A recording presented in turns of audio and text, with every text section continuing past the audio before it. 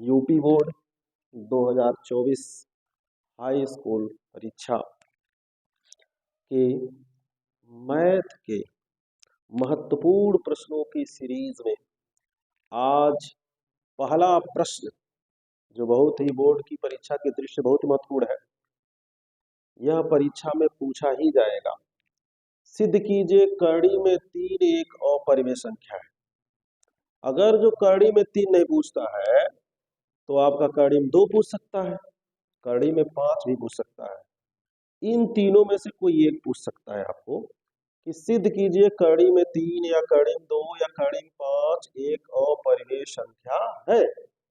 इसको आप आसान तरीके से समझ सकते हैं। तो देखिए कैसे करेंगे। इसमें करना क्या है, सबसे पहले ये समझिए। चूंकि हमको सिद्ध करना है कि अपरिमेय, क्या सिद्ध करना है? अपरिमेय।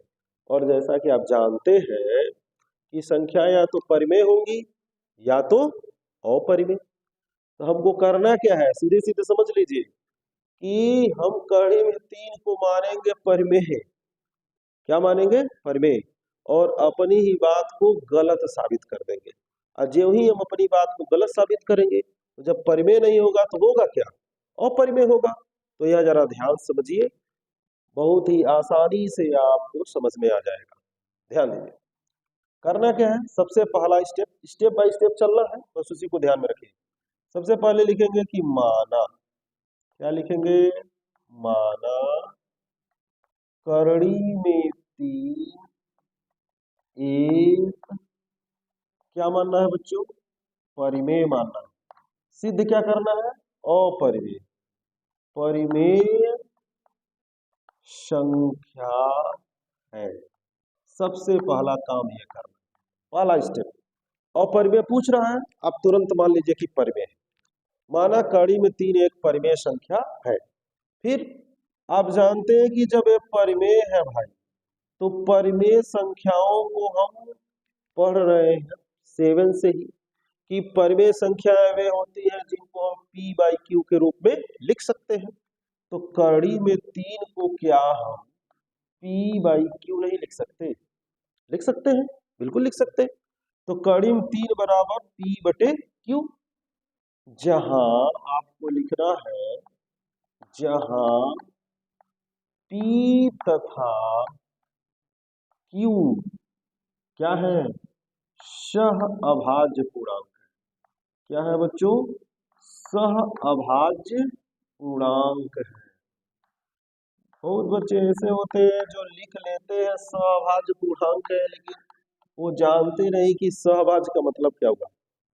सहअभाज्य का मतलब होता है कि इनका HCF 1 है, highest common factor most of, इनका क्या है? 1।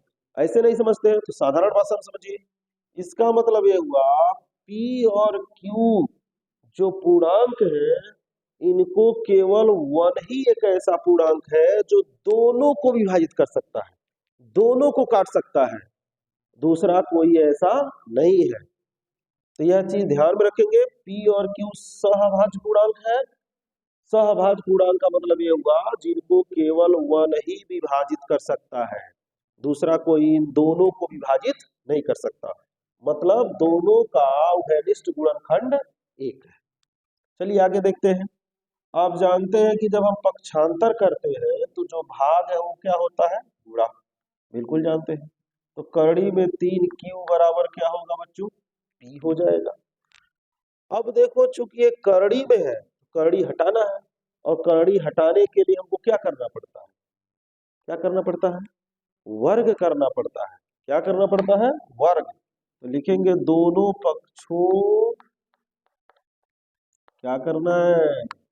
दोनों पक्षों का वर्ग करने पर, क्या करने पर बच्चों?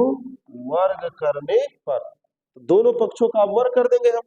तो वर्ग करेंगे तो क्या लिखेंगे? करड़ी में 3 क्यू का होल स्क्वायर कर दीजिए। यहाँ लिखिए p स्क्वायर। तो जानते हैं कि जब हम स्क्वायर करते हैं तो करड़ी हो जाता है खत्म। करड़ी में 3 का स्क्वायर क्या होगा? 3, और q का स्क्वायर q स्क्वायर, यहाँ हो जाएगा p स्क्वायर। इसको आपको मान लेना है समीकरण नंबर 1। यहां तक सबको समझ में आ रहा है? आप यहाँ लिखे कि कड़ी में 3 एक परिमेय संख्या है। जब परिमेय है तो हम p बटे q के रूप में लिख सकते हैं।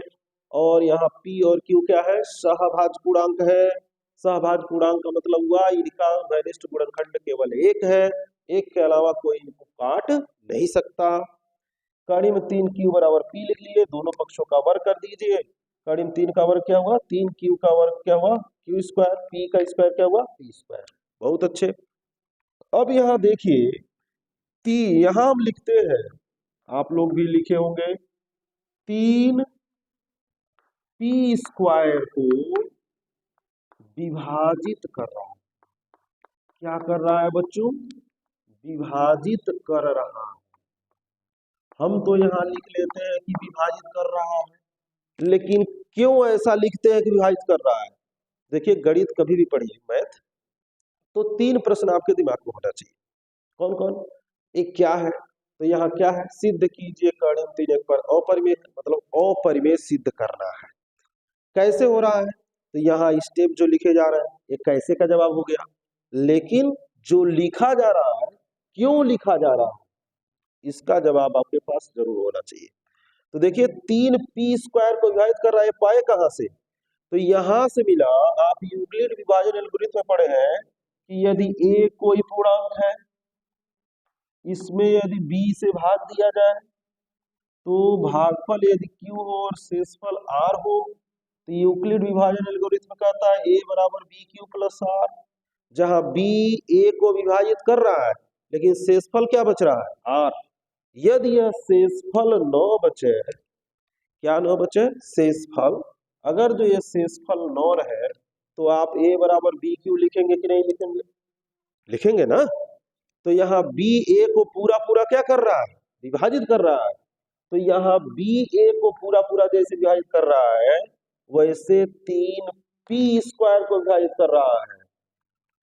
इसलिए 3p को भी विभाजित करेगा। क्या करेगा बच्चों? विभाजित करेगा। 3p को भी क्या करेगा? विभाजित करेगा। अब ये देखिए यहां भी अटकने वाली चीज है कि 3p स्क्वायर को जब विभाजित कर रहा है तो कैसे p को विभाजित करेगा? ये कहां से आ गया? तो इसको भी समझते हैं। जैसे मान लीजिए 10 है, तो 10 का वर्ग है, 10 का वर्ग होता क्या है? 100। तो 100 को 5 विभाजित करेगा, 20 बार में काट देगा ना, मतलब 10 के वर्ग को 5 विभाजित कर रहा है। तो क्या 10 को नहीं 5 विभाजित करेगा? तो आप कहेंगे बिल्कुल करेगा। तो वही चीज तो यहाँ पर किया गया, 3p स्क्वायर को विभाजित कर रहा है, जैसे 5 10 स्क्वायर को विभाजित कर रहा है, वैसे 3p को भी क्या करेगा? विभाजित करेगा। 3p को भी क्या करेगा? विभाजित करेगा। अब आपको जवाब मिल गया होगा। देखिए जब 5 10 के स्क्वायर को विभाजित कर रहा था तो 5 10 को विभाजित कर रहा है। उसी तरह से वे नियम ध्यान में रखिएगा कि जब कोई पूर्णांक किसी पूर्णांक के वर्ग को विभाजित करता है तो उस पूर्णांक को भी क्या करता है? विभाजित करता है। यह ध्यान में रखिएगा आप लोग कि यह उस पूर्णांक के वर्ग को यदि विभाजित करेगा तो पूर्णांक को भी विभाजित करेगा। तो 3p को भी क्या करेगा? विभाजित करेगा। अब क्या करेंगे? इसके बाद लिखिएगा अब। क्या लिखेंगे? अब क्या लिखेंगे? अब आगे p बराबर 3k, तो यहाँ 3 था तो 3 लिखे, 2 रहेगा तो 2 लिखेंगे, 5 को सिद्ध करेंगे तो 5 लिखिएगा। तो p बराबर 3 के समीकरण 1 में रखने पर, समीकरण 1 में क्या कर रहे हैं आप? रख रहे हैं। समीकरण 1 कहाँ है? यहाँ आ जाइए, तो हो जाएगा 3q स्क्वायर बराबर 3k, क्योंकि p के जगह 3k रखना है, स्क्वायर है तो स्क्वायर ले लीजिए, तो हो जाएगा आपका 3q स्क्वायर, 3 का वर्ग 9, यहाँ हो जाएगा k स्क्वायर। अब देखिए जरा, ए भी कुल के गुणे हैं, ए भी कुल का गुणा है, तो हम क्या कर सकते हैं? 3 एकन्ने 3 और 3 त्रिका 9, मतलब q स्क्वायर बराबर 3k स्क्वायर लिख सकते हैं। लिख सकते हैं, बिल्कुल लिख सकते हैं। तो q स्क्वायर बराबर 3k स्क्वायर। अब जरा पीछे आइए, यहाँ देखिए 3 क्यू स्क्वायर बराबर पी स्क्वायर था, तो हम लिखे 3 पी स्क्वायर को विभाजित कर रहा है। तो अब यहाँ उसी प्रकार से 3 क्यू को भी विभाजित करेगा कि नहीं करेगा? तो आप कहेंगे बिल्कुल करेगा। तो यहाँ पर देखिए, तो यहाँ फिर लिखिए, चूंकि 3 क्यू स्क्वायर को विभाजित कर रहा है, क्या कर रहा है? विभाजित कर रहा है। 3 क्यू स्क्वायर को क्या कर रहा है? विभाजित कर रहा है। इसलिए 3 क्यू को भी विभाजित करेगा। क्या करेगा बच्चों? विभाजित करेगा, बिल्कुल करेगा। 3 क्यू को भी क्या करेगा? विभाजित करेगा। सेम चीज अभी अभी आपको बताया कि जब स्क्वायर को विभाजित करेगा तो उस पूर्णांक को भी क्या करेगा? विभाजित करेगा। परंतु देखिए, हम तो P और Q को सहभाज्य मान चुके हैं, तो सहभाज्य का मतलब क्या हुआ? इनको केवल 1 में विभाजित करेगा, और यहाँ क्या हो गया? 3 विभाजित कर रहा है, अर्थात ये सहभाज्य रह ही नहीं गए। परंतु यहाँ लिखना पड़ेगा आपको, परंतु P तथा Q सह अभाज्य पूर्णांक है। क्या लिखेंगे बच्चों? सह अभाज्य पूर्णांक है। परंतु P तथा Q क्या है? सह अभाज्य पूर्णांक है। और जब सह अभाज्य पूर्णांक है तो इनको 3 कैसे विभाजित करेगा? यह विरोध प्रदर्शित कर रहा है, अतः लिखेंगे यह विरोधाभास, यह विरोधाभास हमारी गलत लिख ली, गलत कल्पना, गलत कल्पना के कारण है।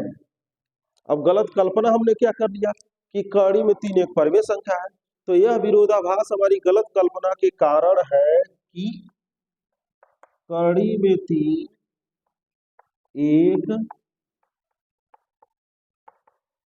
परिमेय संख्या है। हमने यही गलत कल्पना न कर लिया था कि यह विरोधाभास हमारी गलत कल्पना के कारण है कि कड़ी में 3 एक क्या है? परिमेय संख्या है। हमारी कल्पना क्या हो गई? गलत हो गई। और जब कल्पना गलत हो गई तो जब परिमेय नहीं है तो है क्या भाई? अपरिमेय है। तो यहाँ लिख दीजिए, अर्थात कड़ी में 3 एक अपरिमेय संख्या है। क्या है?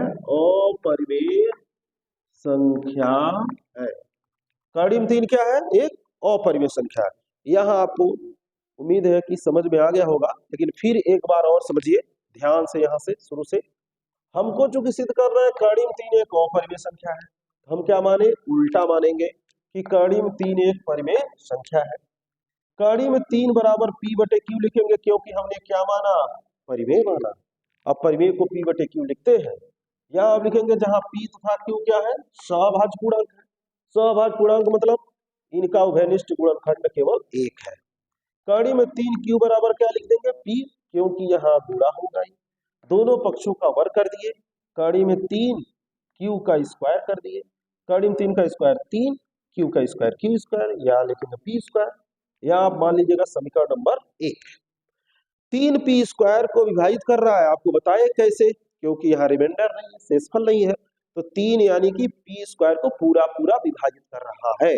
और इसका भी जवाब आपको मिल गया कि 3 P को भी तब क्या करेगा? विभाजित करेगा। आज से जान लीजिएगा, यदि स्क्वायर को विभाजित करता है कोई पूर्णांक तो उस संख्या को भी क्या करेगा? विभाजित करेगा। अब P बराबर क्या लिखे? 3 के, किसमें? समीकरण 1 में। तो आपको मिला 3 Q स्क्वायर बराबर 3 के स्क्वायर। तो 3 Q स्क्वायर बराबर 3 का वर्ग 9, 9 के स्क्वायर। तो Q स्क्वायर बराबर 3 के स्क्वायर। अब आप समझ सकते हैं सेम कंडीशन यह वाला आ गया कि नहीं आ गया? यहाँ पर ध्यान दीजिए इस पर। ये सेम कंडीशन आपको मिल गया कि 3 P स्क्वायर को विभाजित कर रहा था, तो यहाँ क्या लिखेंगे? 3 Q स्क्वायर को विभाजित करेगा। तो 3 जब Q स्क्वायर को विभाजित करेगा तो नियम के अनुसार 3 Q को भी क्या करेगा? विभाजित करेगा। परंतु हम तो P और Q को भाई सहभाज्य पूर्णांक माने थे, तो ये 3 काहे विभाजित कर रहा है, केवल 1 करना चाहिए था। तो यह विरोधाभास हमारी गलत कल्पना के कारण है कि कड़ी में 3 एक परिमेय संख्या है, अर्थात कड़ी में 3 एक अपरिमेय संख्या है। तो ये आप ऐसे सिद्ध कर सकते हैं, ये कड़ी में 3 है, कड़ी में 2 को भी कर सकते हैं, कड़ी में 5 को भी कर सकते हैं। तो इसी प्रकार से आप वीडियो देखते रहिए। 2024 के बोर्ड एग्जाम के लिए जितने भी मैं प्रश्नों का चयन करूंगा उसको आप तैयार करते जाइए, आपको 70 मार्क पाने से कोई रोक नहीं सकता है। पूरे प्रश्न देखिए, कोई जरूरी नहीं है कि एकदम कड़ी में 3 ही आए, लेकिन कड़ी में 2 आ सकता है, कड़ी में 5। जो मैं क्वेश्चन बताऊंगा उसकी कैटेगरी वही होगी, और एक टाइप के 10 क्वेश्चन बताए जाएंगे जो आप तैयार करेंगे और वही एग्जाम में आपको मिलेगा। इसलिए चैनल को सब्सक्राइब कर लीजिए, लाइक कर लीजिए, और अब जो है दूसरे प्रकार से मैथ को पढ़ना शुरू कर दीजिए। बिल्कुल सभी प्रश्नों का जवाब आपको मिलेगा और आप एक अच्छा स्कोर करके बोर्ड परीक्षा में आएंगे। धन्यवाद।